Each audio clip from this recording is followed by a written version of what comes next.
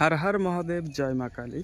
বন্ধুরা, আপনারা সবাই কেমন আছেন? আশা করব সবাই ভালো আছেন। আমি অনেক ভালো আছি। আজকে চলে আসলাম ঘোষপুকুরে এক দাদার বাড়িতে।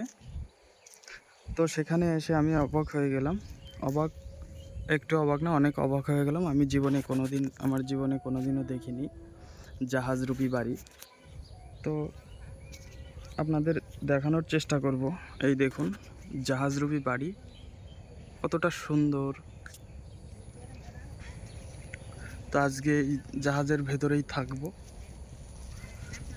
এটা ঘোষপুকুরে আছে, আমিও জানতাম না। আসার পরে আমি দেখলাম এত সুন্দর একটা বাড়ি, অনেক সুন্দর। এই দেখুন, একদম পুরো জাহাজের মতো।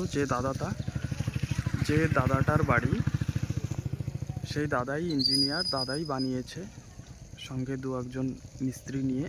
আমি জিজ্ঞেস করেছিলাম, খুব সুন্দর হয়েছে। আমার তো অনেক ভালো লেগেছে। আপনাদের কেমন লেগেছে কমেন্টে জানাবেন। আর যাদের এই বাড়িটা দেখার ইচ্ছে, ঘোষপুকুর ঘোষপুকুরের একটু আগে ফাঁসি দেওয়া জায়গাটার নাম, ওখানে আসলেই জাহাজ বাড়িটা দেখতে পারবেন। আমি তো যাচ্ছি কোচবিহার থেকে দক্ষিণেশ্বর। আরও কত আজব জিনিস দেখব, আমি নিজেও এখনও জানি না। তো যাই হোক, আমি এই আজব জিনিসগুলো তুলে ধরার চেষ্টা করব। আপনারা সঙ্গে থাকবেন, সাথে থাকবেন। আমার ছোট্ট চ্যানেলটিকে সাবস্ক্রাইব করে রাখবেন। সবাই ভালো থাকবেন, সুস্থ থাকবেন।